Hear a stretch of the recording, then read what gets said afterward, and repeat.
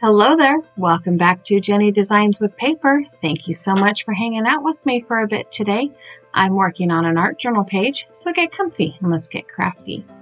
This is mood board number 19, created by Mike Deacon for the Artsy Trio Facebook group.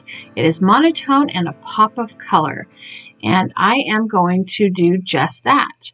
I have a piece of, this is actually acrylic paint paper that I picked up for like $2 off a clearance rack. I'm using that as my base. And the first thing I want to do is add this piece of black and white scrapbook paper to the front side of my page. So I've taken and cut it in half, 6 by 12 inches. And then I'm going to use some gloss liquid medium. There we go.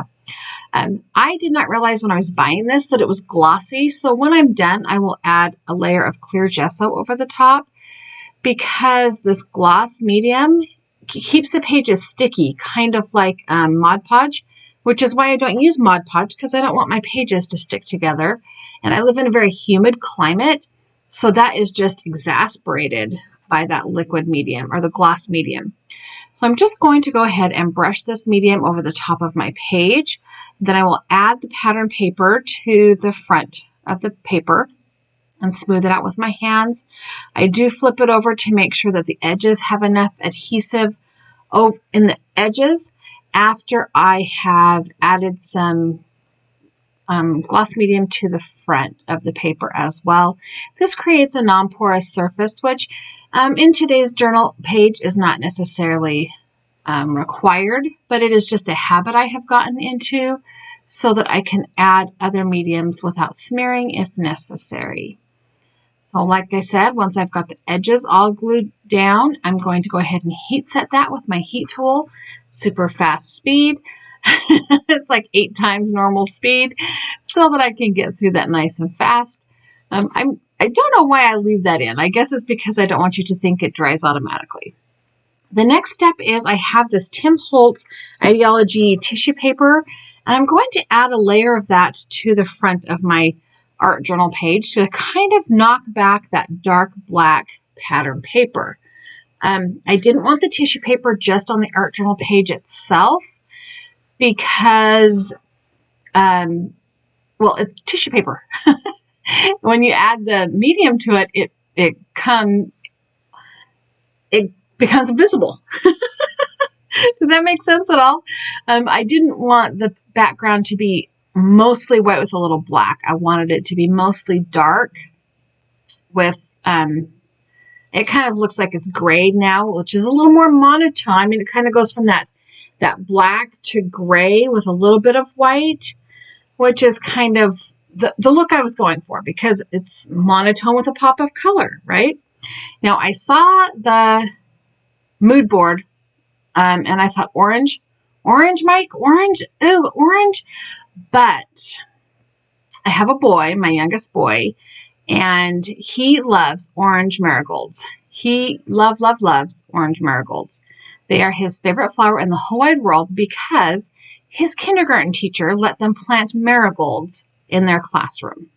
So what I decided to do with the orange, because now I could have picked a pop of any color, right? But I tried to stay true to the mood board as much as my creative muses will allow. So what I have done is printed out a whole bunch of orange marigolds on copy paper. I have fussy cut them out.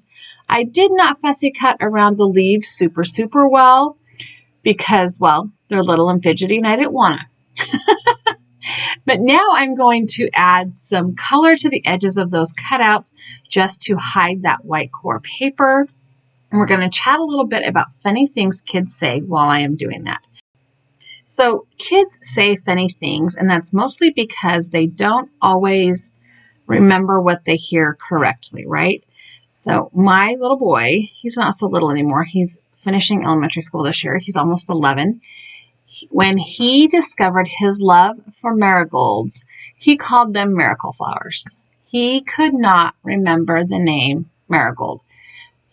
And for the life of me, the next year we're planting our flower beds and he says, Mom, can I pick some miracle flowers? And I was like, what in the world are you talking about? So I took him and my other kids to the garden store, and they each helped me pick flowers so that we have a wide variety of flowers and a wide variety of colors. And he comes walking up to me with this big pot of, like, as big as he could lift, pot of marigolds. Look, Mom, they're miracle flowers. Like, oh, marigolds, miracle flowers. Got it. So we did put the gigantic pot of marigolds back and get a smaller, an 8-pack of smaller plants to sprinkle throughout our flower beds. And now every year we have miracle flowers, aka marigolds, in our flower beds. Just the funniest thing that kids say. Another thing that this same child has said, my dear friend used to occasionally watch him for me. And one day she asked him if he would like some cheddar cheese, like a cheese stick that's cheddar cheese, right? And of course he did, because this is the child we had to start putting the cheese on the top shelf of the fridge for, because he liked all things cheese. But, you know, digesting cheese is difficult for children. So the next time he goes to her house, he asks her for cherry cheese. It took us a long time. We all still call it cherry cheese. Miracle flowers and cherry cheese. Kids are funny. Okay, now that we have the ink blending edges, I'm going to just take this pile of marigolds and create kind of a pile of flowers. And I know I just did a pile of flowers with all of the hibiscus, but, you know, it's what I did. I'm just going to create this pile of marigolds. I have a couple of those little swags that have some greenery on them, so I'm adding them to the bunch. I didn't want to make a huge, gigantic thing, because I wanted to remember the miracle part of marigolds. So once I figured out that the orange I was going to use was marigolds or miracle flowers, I decided then to find a quote about, well, miracles to go with my miracle flowers, so that when I see this, I will remember this cute little boy talking about miracle flowers. Now that I have my arrangement complete, I'm going to use some Glad press and seal to pick it all up at one time. And this is, Kelly Taylor called it the hinge method, where you stick the press and seal down to your work surface. And I'm going to burnish it down with my bone folder, because this is not a new piece of press and seal. It's one that's been hanging around my craft room, being used repeatedly. But you do it this way, and then you flip the whole thing over and peel just the background off. And it's still stuck down to your work surface, so you can get it back on the page just where you had it. So, you know, different method of working here. I am going to put some of that gloss medium on the back of the flower bunch and on the front of my art journal page as well. Just got to clean out my brush hair a little bit, or dry out my brush hair a little bit. And that way I can make sure that all of the flowers are stuck down and adhered properly to the page, right? Don't want any errant flowers, and don't want anything running away or falling off. I am going to use my bone folder again to burnish these down, because it is a thicker copy paper, like a 32-pound copy paper. And so there are some edges that I want to make sure get really adhered. And I need to get that press and seal pulled off before it glues down. So it's got glue on it. It's going in the trash now. I am going to add a layer of medium over the top of it as well, just to make sure that none of these flowers can be pulled off and wreck the whole page. And while I am adding the gel medium to the front or the top of the flowers, I'm going to add my sentiment that I found as well. And this is one I just printed the same time I was printing my flowers, and I have trimmed it down with a paper trimmer. And I left the tails long because I wasn't exactly sure how I was going to put this together. I did decide to leave all of the flowers at the bottom and just add my quote to the top. I am taking zero cares to make sure this is straight.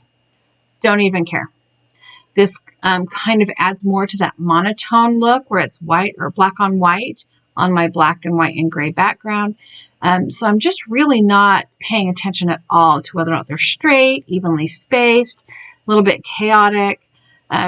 It kind of went with the page. The background's kind of chaotic. The flower pile is kind of chaotic. yeah, I don't hate it, which is kind of funny because usually that bugs my happiness in whole bunches of ways. But the quote says, sometimes miracles are just good people with kind hearts. And I love that because sometimes we are the miracle in other people's lives. And I'm just heat setting that gloss medium with my heat tool, and it's sticky. Like I'm putting my hand on it and it's like sticking to my hand.